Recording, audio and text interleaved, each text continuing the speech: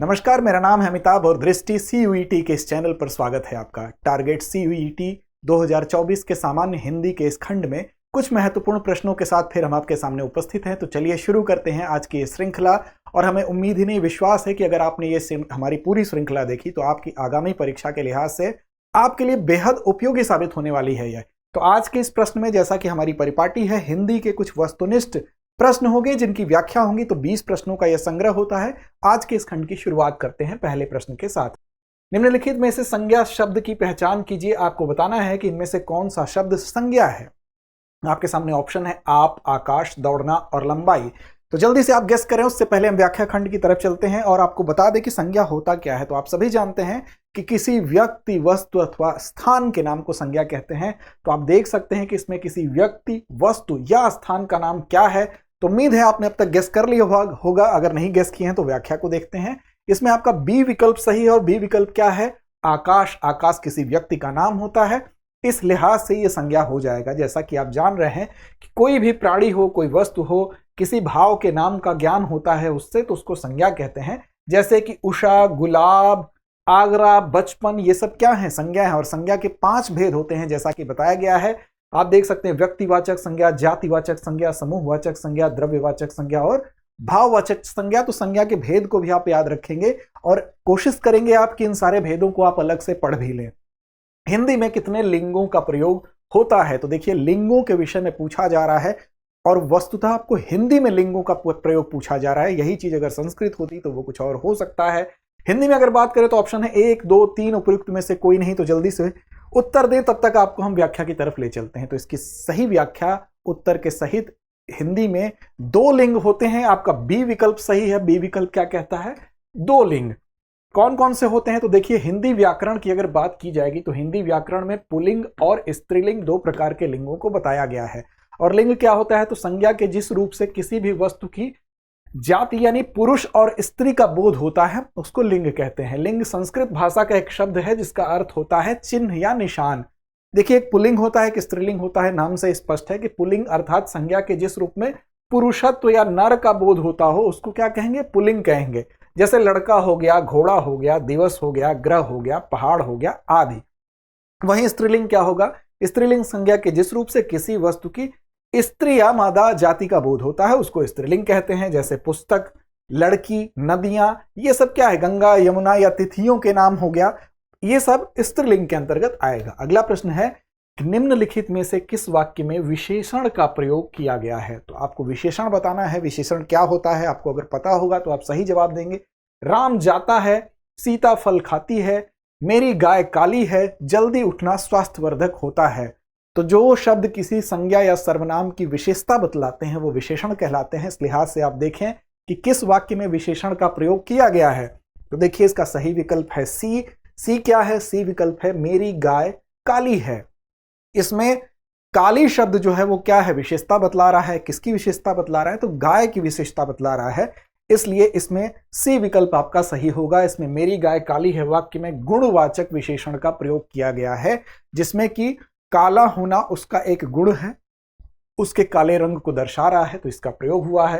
वो शब्द जिससे संज्ञा शब्द के गुण, दशा, स्वभाव इत्यादि का पता चलता है उसको गुणवाचक विशेषण कहते हैं। अब देखिए, जैसे रंगों के नाम होंगे लाल, काला, नीला, पीला, ये सब क्या हो गए? ये सब आपकी विशेषता बतला रहे हैं, विशेष रंगों को दर्शा रहे हैं। उसी तरह दशा का सूचक, विशेष दशा को अगर कोई चीज बताए, जैसे गीला होना किसी चीज का बता रहा है, सूखा होना, रोगी होना, मोटा होना, ये सब क्या है? विभिन्न दशाएं हैं। तो इनको बताने वाली चीज भी हो जाएगी। गुण सूचक शब्द जैसे भला, बुरा, उचित, अनुचित, ये सब गुण सूचक शब्द भी इसमें आएंगे। काल सूचक शब्द जैसे नया, वर्तमान, पिछला इत्यादि, कि नया काम, वर्तमान काम, पिछला काम, ये सब शब्द भी इसके अंतर्गत आएंगे। तो ये विभिन्न विशेषणों के उदाहरण थे। अगला प्रश्न है, वह घर से बाहर गया, इस वाक्य में से कौन सा कारक है? तो आपको पता है कि कारक, जैसा कि पिछली वीडियो में हमने चर्चा किया था, हर कारक का अपना निशान होता है। जैसे कर्ता ने कर्म को करण से, संप्रदान के लिए, आपादान से, संबंध का, की के, अधिकरण में, पय पर और संबोधन का हे, अरे, ये चिन्ह होते हैं विभिन्न कारकों के। उसी आधार पर आप देखें तो यहां पर पूछ रहा है आपसे से, कौन से कारक का चिन्ह है? तो से देखिए, वैसे तो दो कारकों का चिन्ह होता है, लेकिन फिलहाल आप यहां पर उत्तर आप देखें क्या है, तो इनमें से उपयुक्त विकल्प आपका बी होगा, आपादान से। आपादान का चिन्ह से होता है, तो यहां पर आपका बी विकल्प सही होगा। संज्ञा के जिस रूप से अलगाव का बोध होता है, तो देखिए अलगाव के बोध की कंडीशन में यह आपादान कारक कहते हैं, इसका विभक्ति चिन्ह से होता है। और प्रस्तुत वाक्य में घर से अलग होने का भाव प्रतीत हो रहा है, जैसे पेड़ से पत्ता अलग हो रहा है, तो वहां पर आपादान जो कारक होता है उसका प्रयोग किया जाता है, इसलिए आपका सही विकल्प बी होगा। अगला प्रश्न है, भला मैं क्या कर सकता हूं वाक्य में। भला शब्द क्या है? अब भला शब्द के बारे में पूछ रहा है। भला क्या है? अव्यय है, संज्ञा है, सर्वनाम है या विशेषण है? तो आपको इनमें से चयन करके बताना है। सही विकल्प की तरफ चलते हैं, तो इसमें से सही विकल्प है आपका अव्यय है। तो देखिए अव्यय विकल्प आपका ए है, तो ए विकल्प सही हो जाएगा। अव्यय क्या होता है? तो जिन शब्दों में लिंग, वचन, पुरुष, कारक आदि के कारण कोई भी परिवर्तन नहीं होगा, वो क्या कहलाएगा? अव्यय कहलाएगा। अव्यय ज्यों के त्यों यानी समान रूप में रहते हैं, उनमें कोई भी किसी प्रकार का चेंज, परिवर्तन नहीं होता है। इसको अविकृत अर्थात इसमें किसी प्रकार की विकृति नहीं आएगी, अविकारी किसी प्रकार का विकार नहीं आएगा, अपरिवर्तनशील अर्थात जो परिवर्तन जिसमें किसी भी प्रकार का नहीं होगा, ऐसे शब्द अव्यय कहलाते हैं। जैसे आर पार, हर तरफ, निकट, समीप, यहां जहां, कब, कहां, क्यों, ये सब क्या है? अव्यय के प्रकार हैं। इसमें किसी भी प्रकार का विकार नहीं होता है, ये हर लिंग के साथ प्रयोग होते हैं। निम्नलिखित में से तत्सम शब्द की पहचान कीजिए। आपको पता है कि तत्सम शब्द क्या होते हैं? तद्भव और तत्सम दो शब्द होते हैं। तत्सम जो संस्कृत से एज इट इज लिए गए हैं, उनका मूल जो होता है वो संस्कृत में होता है, और तद्भव जो होता है वो संस्कृत से बने हुए शब्द होते हैं। तो यहां पर आपको बताना है कि तत्सम शब्द कौन सा है इसमें से, कान, बंदर, मोर या निद्रा। तो देखते हैं व्याख्या। व्याख्या कहता है कि डी जो है वो सही विकल्प आपका है। निद्रा जो है तत्सम है, शुद्ध है, संस्कृत से एज इट इज लिया हुआ शब्द है। वहीं अगर कान की बात करें तो कान का तत्सम क्या होता है? कर्ण होता है। वहीं आप देखें बंदर की बात कर ले तो बंदर का भी तत्सम वानर होता है, मोर का मयूर होता है, कान का कर्ण होता है। तो इस प्रकार ये सब तद्भव शब्द थे और तत्सम आपका डी विकल्प था। अगला प्रश्न है, निम्नलिखित में से अम्बु किसका पर्यायवाची है? देखिए पर्यायवाची भी परीक्षाओं में महत्वपूर्ण होता है, तो पर्यायवाची जरूर आप देख के चाहे एग्जाम्स में। अम्बु किसका है? जल का है, कमल का है, समुद्र का है कि बादल का है? तो चलिए विकल्प को देखते हैं। सही विकल्प आपका जल है। देखिए अम्बु जो है वो सीधा सीधा आप जान जाइए कि जल का है। जल, नीर, तोय, अम्बु ये सब किसके हैं? जल के पर्यायवाची हैं, तो आपको याद रखना है।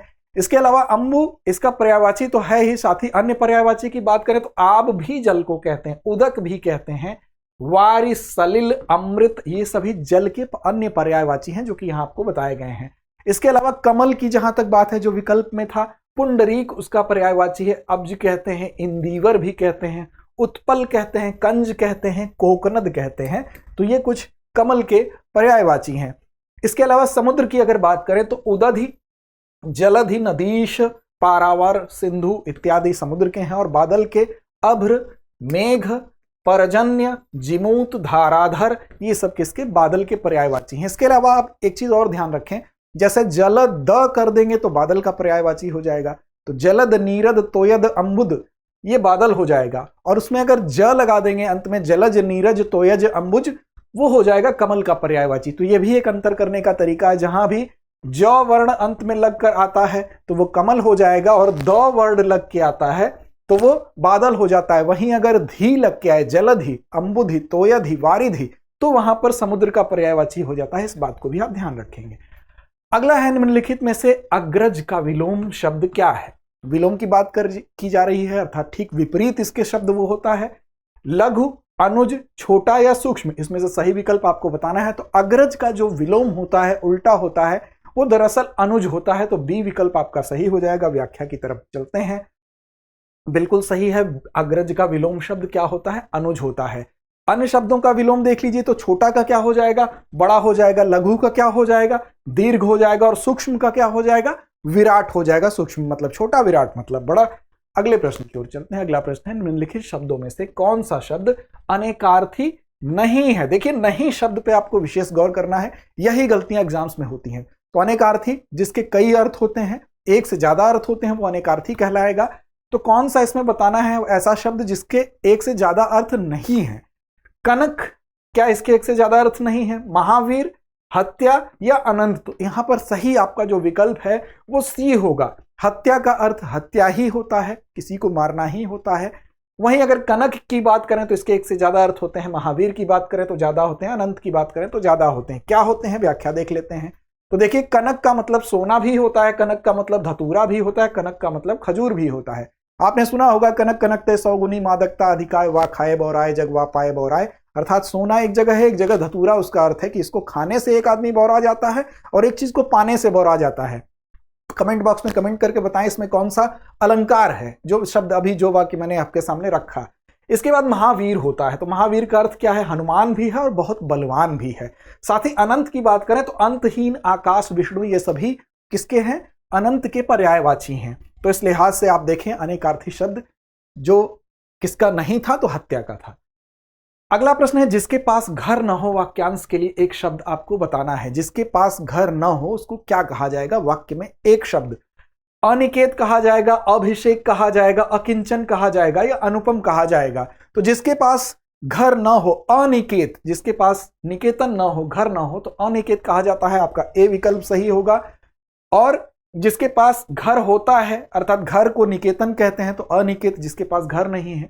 जिसके पास कुछ भी ना हो उसके लिए अकिंचन शब्द प्रयोग किया जाता है। तो यह भी आप ध्यान रखेंगे। अगला प्रश्न है, आंख लगना मुहावरे का अर्थ क्या है? मुहावरे पर भी आप ध्यान देते चलें। मुहावरे परीक्षा में विशेष रूप से पूछे जाते हैं, उनका वाक्य प्रयोग भी आपको पता होना चाहिए। आंख लगना का अर्थ क्या होगा? किसी के प्रति आकर्षित होना, नींद आ जाना, इशारा करना या धोखा खाना। आपने कई बार आम बोलचाल की भाषा में सुना होगा, आंख लग गई। तो इसका अर्थ दरअसल क्या होता है? आप जब तक कमेंट करके बताएं, हम बताते हैं। आंख लगना मुहावरे का अर्थ ही होता है कि नींद आ जाना, इसलिए बी विकल्प आपका सही होगा। अन्य जो मुहावरे हैं, धोखा खाना, ठग जाना, ठगा जाना, उंगली उठाना किसी को के ऊपर, इसका मतलब इशारा करना, लट्टू होना का मतलब किसी के प्रति आकर्षित हो जाना, ये अन्य अर्थ होते हैं। अभय उभय समश्रुति भिन्नार्थक। अभय उभय समश्रुति भिन्नार्थक शब्द हैं। समश्रुति भिन्नार्थक का मतलब जो कि सुनने में एक जैसे हो लेकिन उसके अर्थ भिन्न भिन्न हो, अलग हो। यहां पर निडर एक, भयभीत दोनों, दोनों एक, निडर दोनों, इसमें से कौन सा ऐसा युग्म है जो कि समश्रुति अर्थात सुनने में एक जैसा लग रहा है लेकिन उसका अर्थ अलग अलग है? तो इसमें से आप देखें कौन ऐसे दो शब्द हैं तो एक जैसे लग रहे हैं लेकिन अर्थ अलग अलग हैं। ठीक उसी तरह से जैसे अभय उभय है, तो इसका सही विकल्प क्या है देखते हैं। इसका सही विकल्प है डी। डी विकल्प क्या है? निडर दोनों। निडर दोनों का मतलब, अब देखिए, अभय उभय के समश्रुति भिन्नार्थक शब्द निडर दोनों हैं। कैसे हैं? जो शब्द सुनने में एक जैसे लगते हैं पर उनके अर्थ अलग अलग होते हैं, जैसा कि मैंने बताया। ऐसे अन्य उदाहरण देखें तो आदि, आदि, जैसे आदि का मतलब होता है आरंभ और आदि का मतलब होता है अभ्यस्त। अब्ज, अब्द, अब्ज का मतलब कमल होता है और अब्द का मतलब बादल होता है। देखिए, ज और द का शब्द का प्रयोग यहां पर आ गया। लास्ट में ज अगर होगा तो कमल हो जाएगा और द होगा तो बादल हो जाएगा, तो इसलिए इसका प्रयोग यहां भी आ गया। अगला है, नि उपसर्ग से बना शब्द। नि उपसर्ग से बना शब्द निम्नलिखित में से कौन सा है? नीरज है, निकम्मा है, नीरा है या नीरू है? तो देखते हैं कौन सा शब्द है। नी तो सब में ही लगा है लेकिन यहां पर नि उपसर्ग पूछा जा रहा है, तो सीधा सीधा आप देख सकते हैं निकम्मा इसका सही उत्तर होगा। दरअसल यहां देखिए, बी इसका सही उत्तर है, निकम्मा। अब व्याख्या में हम देखते हैं, जो शब्दांश शब्दों आदि के प्रारंभ में जुड़ते हैं वो क्या कहलाते हैं? उपसर्ग कहलाते हैं। तो हमेशा ध्यान रखिएगा, उपसर्ग जो होता है वो किसी भी शब्द के प्रारंभ में जुड़ेगा और यही प्रत्यय ठीक उल्टा होगा, वो बाद में जुड़ता है। उपसर्ग इन्हीं को कहा जाता है जो कुछ विशेषता लाते हैं प्रारंभ में जुड़कर। नि उपसर्ग से बने शब्द जैसे निहत्था हो गया, निडर हो गया, निगोड़ा हो गया। पर उपसर्ग ऐसे ही होता है, तो पर उपसर्ग से बने कुछ शब्द हैं जैसे परलोक हो गया, परोपकार हो गया, परहित हो गया, ऐसे कई उपसर्ग होते हैं। निम्नलिखित में से दयालु शब्द में कौन से प्रत्यय का प्रयोग किया गया? देखिए, उपसर्ग के बाद प्रत्यय की चर्चा हो रही थी, प्रत्यय आ गया, तो इसमें या है, आलू है, आ है या ऊ है। तो दयालु में जैसा कि नाम से ही स्पष्ट है, इसमें आलू जो है प्रत्यय है। प्रत्यय क्या होता है? तो प्रत्यय हमेशा जो मूल शब्द है इसमें दया है और इसी में इस प्रत्यय को लगाया गया है। मूल शब्द में दयालु बना है, यह हमेशा बाद में लगाए जाते हैं। दयालु शब्द में आलू प्रत्यय है जबकि मूल शब्द क्या है? दया है। इसी तरह कृपालु भी एक शब्द है, उसमें भी क्या है? कृपा मूल शब्द है और उसमें कौन सा लगा है? आलू प्रत्यय लगा है। तो उसकी वजह से यह शब्द बने हैं, इन शब्दों का निर्माण हुआ है। तो प्रत्यय बाद में लगे हैं और उपसर्ग पहले लगते हैं। पुस्तकालय में कौन सी संधि है? संधि भी आप याद रखेंगे, गुण संधि है, वृद्धि संधि है, यण संधि है या दीर्घ संधि है। तो देखिए पुस्तकालय, संधि का मतलब दो शब्दों को जोड़ना, उनमें संधि हुई। तो पुस्तक धन आलय, इसमें कौन सी संधि है आपको बताना है, दो शब्द को जोड़ा गया है। तो पुस्तकालय का संधि विच्छेद है पुस्तक और आलय। इसमें अ, पुस्तक के अंत में क में कौन सा शब्द है? अ छुपा है, और आलय की शुरुआत आ से हो रही है, तो अ और आ मिलके आ बनता है, इसलिए इसमें दीर्घ स्वर संधि है। आपका विकल्प डी सही हो जाएगा। डी विकल्प था दीर्घ संधि, तो दीर्घ स्वर संधि इसका सही उत्तर हो जाएगा। अगला प्रश्न है, निम्नलिखित में से गौरी शंकर में से कौन सा समास है? अब आपको बताना है अव्ययी भाव समास है, कर्मधारय समास है, द्वंद्व समास है या तत्पुरुष समास है। पिछले खंड में हमने समास पे काफी विस्तृत चर्चा की थी। अगर आपने अभी तक उस खंड को नहीं देखा है तो सामान्य हिंदी का पहला खंड आप जाके जरूर देखें। उसको अगर देखेंगे तो इसका जवाब आप तुरंत देंगे, मुझे यकीन है। तो देखिए गौरी शंकर में कौन सा समास है? तो यहां पर इनके बीच में गौरी और जैसे एक शब्द का लोप हो रहा है, और जहां भी इनके बीच में और जैसे शब्द का लोप होगा तो वहां पर द्वंद्व समास होगा। चलिए विकल्प देखते हैं। तो बिल्कुल सी इसका सही विकल्प है, द्वंद्व समास। जिस समास में दोनों पद की प्रधानता होती है वहां द्वंद्व समास होता है। इसका विग्रह करने के लिए दो पदों के बीच और, अथवा, या जैसे योजक अव्यय अर्थात जोड़ने वाले जो अव्यय होते हैं उनको योजक अव्यय कहा जाता है, इनका प्रयोग किया जाता है। जैसे कि राम दिन, सीता राम, पाप पुण्य, ये सब क्या है? इनके बीच में एक योजक शब्द का प्रयोग, उसका लोप होता है। जैसे पाप पुण्य, पाप और पुण्य, सीताराम, सीता और राम। तो यहां पर द्वंद्व समास है जिसमें दोनों पद प्रधान है, बीच में और शब्द का लोप हो रहा है। तुम कहां जा रहे हो किस प्रकार का वाक्य है? आपको बताना है ये विधिवाचक है, निषेधवाचक है, विस्मयवाचक है या प्रश्नवाचक है। तो जाहिर सी बात है तुम कहां जा रहे हो सामने वाले से एक प्रश्न के तौर पर इसको पूछा जा रहा है, तो सही विकल्प प्रश्नवाचक ही होना चाहिए। तो व्याख्या को देख लेते हैं, बिल्कुल सही है, प्रश्नवाचक है।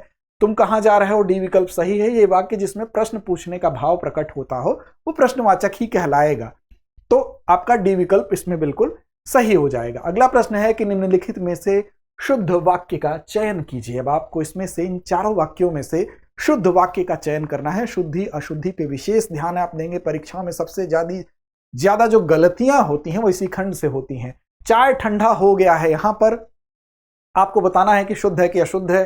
पेड़ लगाओ जीवन बचाओ, हलवा गरम गरम अच्छी लगती, पकने से पहले जामुन हरी होती।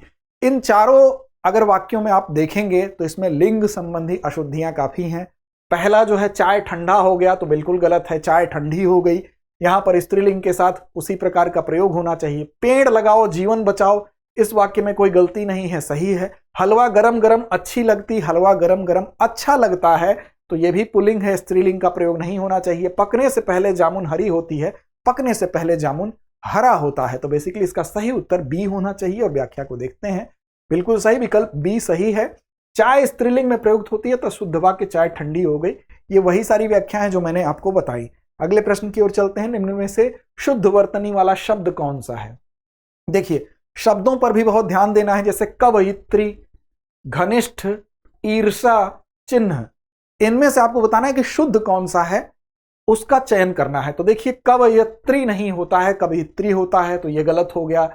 ईर्षा नहीं ईर्ष्या होता है, यह गलत हो गया। और चिन्ह नहीं चिन्ह होता है, इसलिए यह भी गलत हो गया। आप घनिष्ठ ही एकमात्र आपकी शुद्ध वर्तनी वाला शब्द है, तो आपका विकल्प बी सही हो गया। कवयित्री कवयित्री लिखा जाएगा, ईर्ष्या लिखा जाएगा और चिन्ह ऐसे लिखा जाएगा। तो ये आप व्याख्या देख सकते हैं। अगला प्रश्न है, बीती विभावरी जागरी, अंबर पनघट में डूबो रही तारा, घट उषा नागरी। इनमें से कौन सा अलंकार है आपको बताना है। क्या यमक अलंकार है, क्या उत्प्रेक्षा अलंकार है, क्या रूपक है या उपमा है? तो देखते हैं, इसमें सही विकल्प इसका है सी। यहां पर रूपक अलंकार इसका सही जवाब होगा। रूपक अलंकार क्या होता है आप देख लीजिए। जहां पर उपमेय में उपमान का निषेध रहित आरोप होता है, जहां उपमेय और उपमान में कोई अंतर ना दिखाई दे, वहां पर रूपक अलंकार होता है। जैसे उदाहरण के तौर पर समय सिंधु चंचल है भारी, तो ये उसका एक अन्य उदाहरण है। इस प्रकार हमारे 20 प्रश्नों की श्रृंखला पूरी होती है, लेकिन अंत में हमारी परिपाटी अभ्यास प्रश्न की होती है, जिसकी उम्मीद हम आपसे करते हैं कि इस अभ्यास प्रश्न का जवाब आप कमेंट बॉक्स में जरूर दें। और हमारी पिछली श्रृंखलाओं को अगर अब तक आपने नहीं देखा तो उस एपिसोड को जाके आप देखें। उससे आपकी आगामी परीक्षा के लिए बेहद फायदा होगा। आज का अभ्यास प्रश्न आपके लिए है कि रश्मिरथी निम्नलिखित में से किसके जीवन पर केंद्रित रचना है?